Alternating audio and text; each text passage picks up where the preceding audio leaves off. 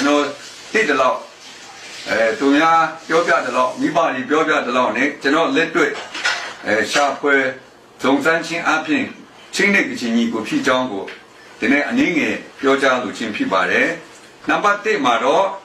ကျွန်တော်ကချင်နဲ့ချင်းဟာညီကိုဖြစ်တယ်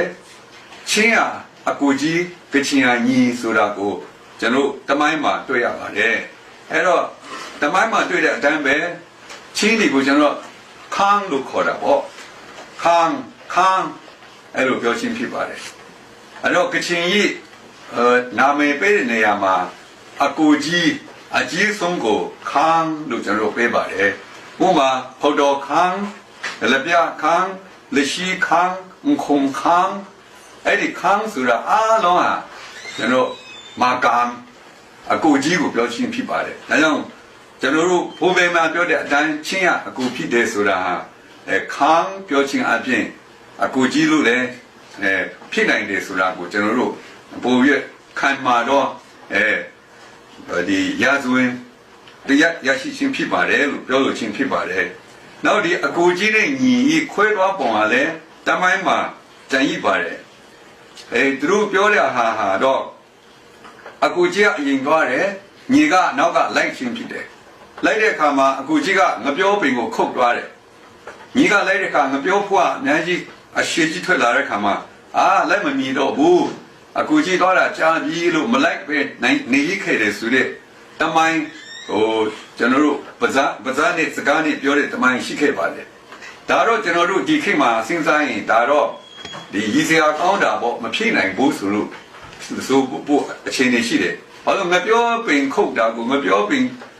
တက်လာတာကိုကြည့်ပြီးမှအကြာကြီးရှိပြီလို့ကျွန်တော်တို့ယူဆတာကိုဒါပေမဲ့ဒီမှာနေတာရှိပါတယ်အကူကြီးကအရင်သွားတယ်ညာနောက်ကျခဲ့တယ်ဆိုတာဒီကျွန်တော်ဒီချိန်မှာတိတန်ဖို့မထားတော့ဒီငပြောပင်ဤပေါ့တဲ့နေရလည်းပဲအမှန်မှနေတော့အတိတ်ပဲရှိတော့တမိုင်းတကဟိုရရှိနိုင်ခြင်းဖြစ်ပါတယ်အကူကြီးကိုရှက်သွားတယ်ညီကမလိုက်နိုင်လို့ကြင်ရင်ခဲတယ်ဆိုတာတေချာတာပေါ့ညီကိုဖြစ်တယ်ဆိုတာတမိုင်းဟာဒီဘာမဟုတ်တဲ့ငပြောပင်ထဲမှာတောင်မှကျွန်တော်တို့နိုင်ယူလို့ရတယ်ဆိုတာကိုပြောလို့ချင်းဖြစ်ပါတယ်နံပါတ်3အနေနဲ့ခန်းဆိုတာကျွန်တော်တို့ခြေရာကိုပြောလို့ချင်းဖြစ်ပါတယ်ဒီခြေရာဆိုတာတကယ်ခြေနှင်းတဲ့ခြေရာကိုလေခြေရာလို့ပြောလို့ချင်းဖြစ်ပါတယ်တနည်းအားဖြင့်တော့ခြေရာဆိုတာခြေနှင်းတဲ့ခြေရာမဟုတ်ဘူးလိုတော့တဲ့အရာဖြစ်တဲ့တစ်ပင်ခုတ်သွားတယ်ပြည်စည်းတစ်ခုကိုပြစ်သွားတယ်သမင်းချက်သားသွားတယ်အရာထင်တာဒါကြောင့်ဒီခန်းဆိုတာအရာထင်တယ်တော့တဲ့အရာညီကိုတော်တဲ့အရာအရာထင်ခြင်းလည်းဖြစ်ပါတယ်လို့ပြောလို့ချင်းဖြစ်ပါတယ်နောက်တစ်ခုကျတော့ကျွန်တော်ချင်းတဲ့ကချင်းတူညီတဲ့အကြောင်းတစ်ခုဟာအင်းဆောက်တဲ့အရာတူညီပါတယ်အခန်းဖွင့်တဲ့အရာတူညီပါတယ်အင်းကိုအရှိကြီး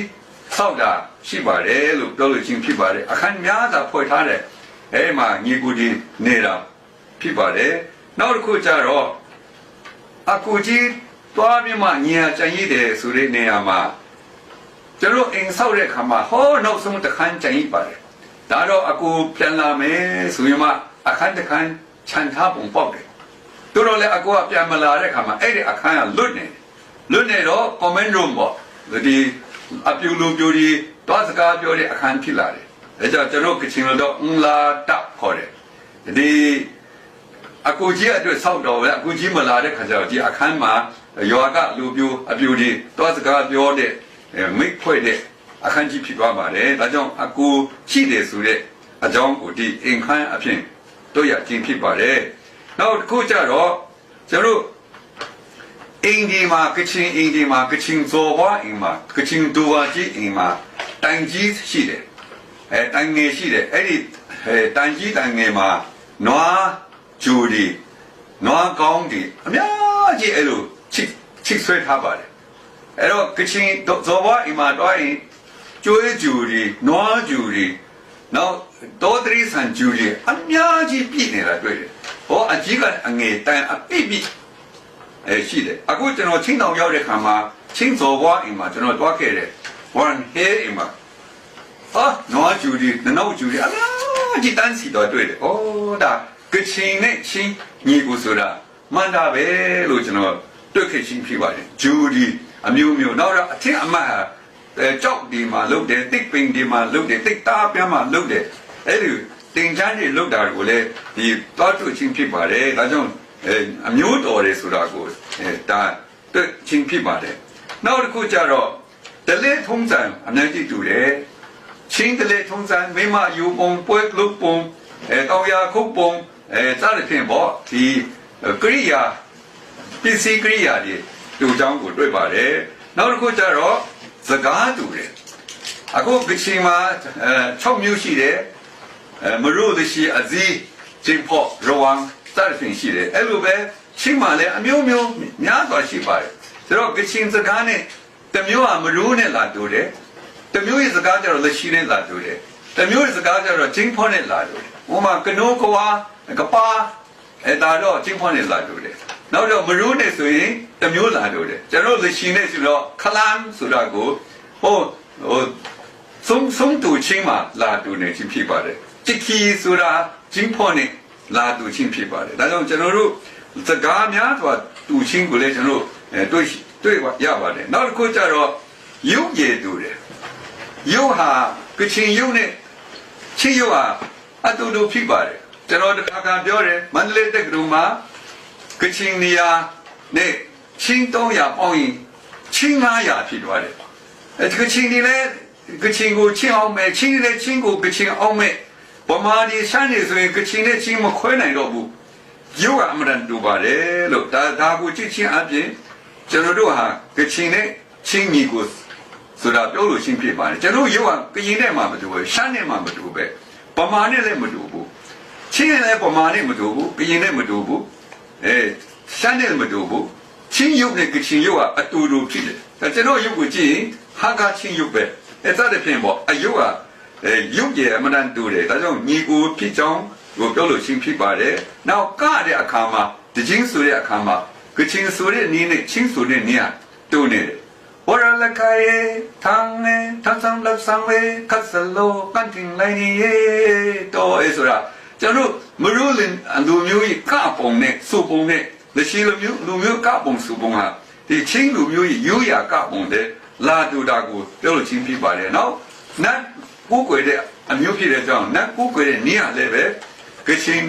ကိုယ်ွယ်နည်းနဲ့ဒါချင်းကိုယ်ွယ်နည်းအများကြီးတူတာကိုတောက်တွေ့ပါတယ်ဒါကိုကျွန်တော်ဆက်လက်လာဖို့တော့လိုတယ်ဒါကျွန်တော်အနေငယ်ပြောချင်းချင်းဟာချင်းနဲ့ကချင်ညီကိုဖြစ်တယ်ဆိုတာကိုဘိုးဘဲများပြောတယ်အခုကျွန်တော်ကြီးပင်းလာတဲ့အခါမှာတကယ်ပဲလက်လာတဲ့အခါမှာများစွာတူညီချောင်းကိုတွေ့ချင်းဖြစ်ပါတယ်ဒါကြောင့်ချင်းနဲ့ကချင်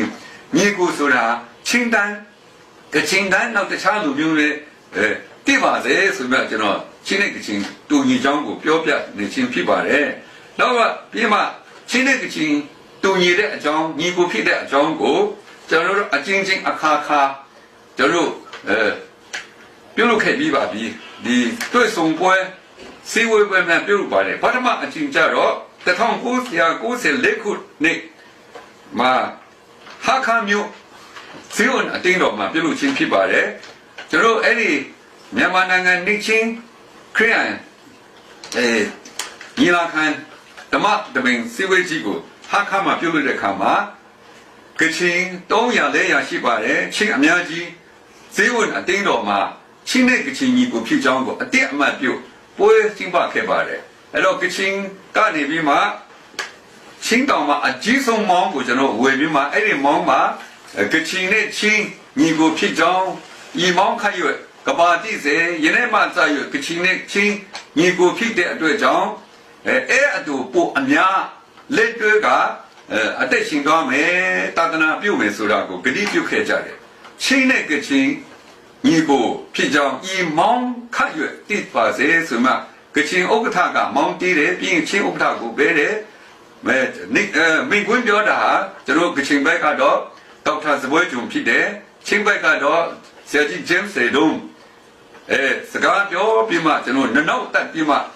ဖျားရှိခိုးတယ်ညီကိုဖြစ်ကြောင်းကိုကျွန်တော်အတိအမှတ်ပြုခဲ့တယ်ဒါကြောင့်ချင်းတဲ့ကချင်ဒီကဘာအဆက်မှာလက်တွဲညီညာအတူပိုအများလို့ပြောပါတယ်တဲ့အခါမှာလည်းအတူတူပိုတဲ့အခါမှာလည်းအတူတူဘုရားတခင်လုပ်ငန်း လုပ်ငန်းအတီးကြီးမှာလက်တွေ့ကြဖို့ကျွန်တော်ဂတိပြုခဲ့ပါတယ်ဒါကြောင့်ဒီမှာဘယ်မှာရောက်တော့ဘယ်မှာရှိတဲ့ချင်းဖြစ်ဖြစ်ဘယ်မှာရှိတဲ့ကချင်ဖြစ်ဖြစ်ကျွန်တော်တို့ကချင်နဲ့ချင်းဟာအတူပွားများလက်တွေ့သွားမယ်ဆိုပြီးမှဇီဝန်တောင်းပေါ်မှာဖျားကင်ရှင်းမှာကျွန်တော်ဆုတောင်းဖြစ်ခြင်းကိုချင်းနဲ့ကချင်တိုင်းတည်စေဖို့ကျွန်တော်ဒီကနေပြီးလဲပြောလို့ချင်းဖြစ်ပါတယ်ဒါပထမအကျင့်ဒုတိယအကျင့်ကြတော့2008ခုနှစ်မှာထန်တလန်းမြို့မှာပြုလုပ်ပါတယ်ကချင်လူကြီး300လောက်ဒီအမျိုးသားညီလာခံဖြစ်ပါတယ်တယောက်ပြမှာထန်တလန်းမြို့မှာချင်းတောင်မှာအကြီးဆုံးနနောက်တကောင်ကိုတတ်စားပြီးမှညီကိုဖြစ်ကြောင်းကြော်ညာခဲ့ခြင်းဖြစ်ပါတယ်ညီကိုဒီသမင်းပွဲနဲ့အခန့်ချင်းဖြစ်ပါတယ်အဲ့ဒီနနောက်ကိုတော့ကချင်အဖွဲ့ကောင်းဆောင်ဖြစ်တဲ့ဆရာကြီးစပေါ်တန်ကွန်းကနေပြစ်တက်ပြီးမှချင်းနဲ့ကချင်ညီကိုဖြစ်ကြောင်းကိုဒုတိယအကျင့်မှာချင်းတောင်မှာစီဝဲလုပ်ခဲ့ခြင်းဖြစ်ပါတယ်နောက်တတိယအကျင့်ကြတော့2009ခုနှစ်မှာချင်းလူကြီးအများကြီးကချင်ပြည်ကိုတက်ရောက်လာပါတယ်ကချင်နဲ့ချင်းအဖွဲ့ချုပ်မှာချင်းလူကြီးများဒီချင်းတောင်ကနေနနောက်ဂျူဒီယိုလာပြီးမှညီကိုဖြစ်ကြောင်းအတိအမှတ်လာပြုချင်းဖြစ်ပါတယ်အဲ့မှာကချင်လူကြီးများစောင့်နေမိဆုံးစားပွဲလုပ်တဲ့တချင်းဆိုတဲ့ဆုတောင်းမှာကချင်ပြည်မှာချင်းများညီကိုများပြန်ရောက်လာတော့အထင်မှတ်ကိုလုတ်ခဲ့ချင်းတွေ့ရပါတယ်စရုဒ္ဒအကျဉ်းကြတော့2011ခုနှစ်မှာချင်းလူငယ်96ယောက်မြစ်နာမြို့ကိုရောက်ရှိလာပါတယ်ဒါဟာခါချင်းများဖြစ်ပါတယ်အဲ့ဒီမှာကျွန်တော်ကိုခေါ်တယ်ကျွန်တော်ချင်းတချင်းဆိုပြတယ်ကချင်တချင်းဆိုပြတယ်ချင်းလူငယ်96ယောက်နဲ့ကချင်လူငယ်များဆိုအဲ့မှာရပောင်းများစွာမိရဟယဖွဲ့ပြီးမှချင်းတဲ့ကချင်ညီကိုဖြစ်ကြောင်းကိုအိုးမွားခင်မင်းတိရှိအောင်ပွဲကြီးစုခင်ချင်းဖြစ်ပါတယ်ဒီအကြောင်းကိုကြည့်ချင်းအပြင်ဒီမှာဒီတတိကိုကြားတဲ့လူတိုင်းချင်းဒီကချင်ဒီညီကိုဖြစ်ကြောင်းကိုတည်ရွတ်တယောက်နဲ့တယောက်အမြဲချစ်ခင်လေးစားကိုရင်ရမ်းပင်းသွားစေ